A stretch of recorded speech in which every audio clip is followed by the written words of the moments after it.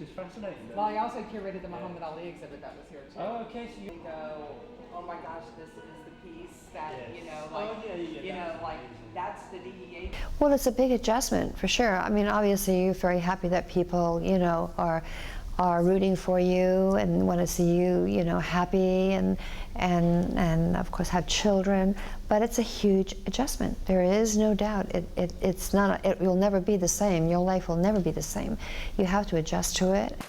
Congratulations from all of us. How are you both feeling?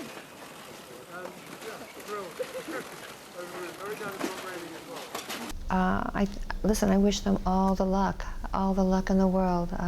They look very happy together, and obviously he's waited a while for this special girl, so I think it's great. But it is adjustment. I mean, it would be ridiculous, you know, to go from a normal life into fame.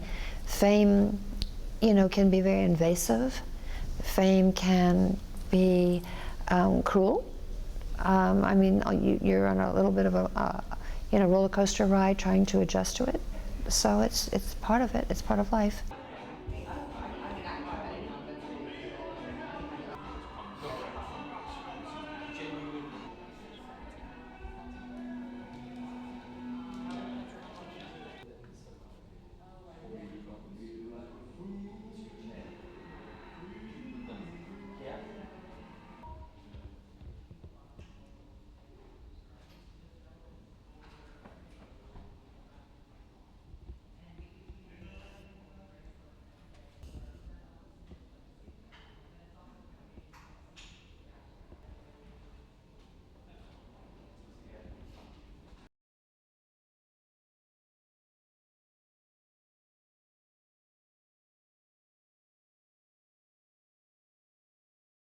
We chronicle the history of the jumpsuits through the exhibits, from the plainly styled ones he started wearing in 1970, through the more embroidered look like the flame that's just over my shoulder, or my favorite suit is the Memphis suit. It's all studded, and they call it the kitchen sink suit because the designer used every stud he had in his office except for the kitchen sink. So that's kind of how it got its nickname. But yeah, you can really see the evolution of Elvis's stage wear, and because the jumpsuits were so important to the show. I mean, it wasn't just about the music or about the musicians, it also was about what he was wearing. It didn't start out that way. You know, he started out with just simple suits with no embellishments. And then when he went, and the reason why he went into the jumpsuits was because when he was performing, he was doing a little karate, lifting his leg, and then his pants ripped. So then Bill Ballou was the designer, of course, in the '68 special. He went to him and said, is there any fabric that you could make a suit where they're not going to rip my pants, or I'll be nervous about when I start moving around, they'll rip. So the stretchy material had just come out during that time, fabric, and that's where that's all started from.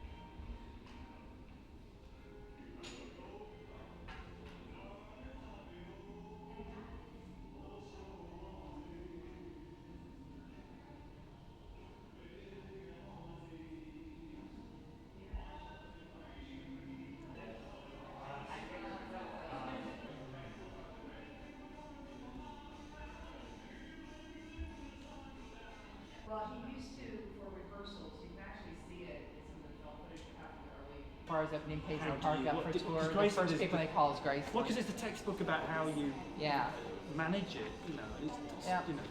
He loved touring. He loved the tour. He really, Elvis was very, you know, if he didn't have anything to do, he'd get bored. So he loved to entertain.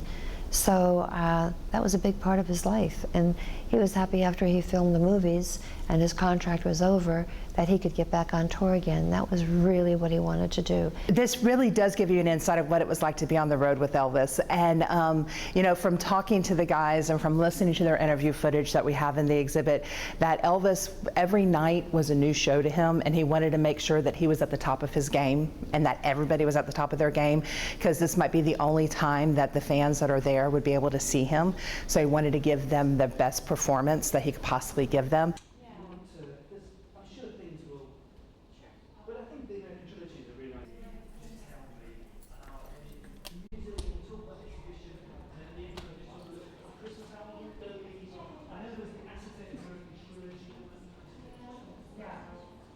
Do you want to start walking over here and then walk this way? couple of, I mean, we have the fringe jacket that was made by North Beach Leather, which was a huge store back in San Francisco and Los Angeles, and he had that made. I love that, wore that jacket a lot in Las Vegas and all around. But I mean, listen, I have a memory about a lot of it, and it's just obviously deja vu, obviously, you know, impressive as still as it was then. And there's photos of Elvis hanging out backstage in Vegas wearing this jacket. So it's kind of cool that you can see not only what he wore on stage, but what he would hang out in backstage in, as well as the documents. I mean, there's so many amazing documents. Not only do we have receipts for the jumpsuits, but we've got tour plans, we've got those stage setups, we've got actual arena blueprints of what the arenas look like. So it really does cover not just Elvis on stage, but it does give you a more in-depth look at what it was like to be on the road with him.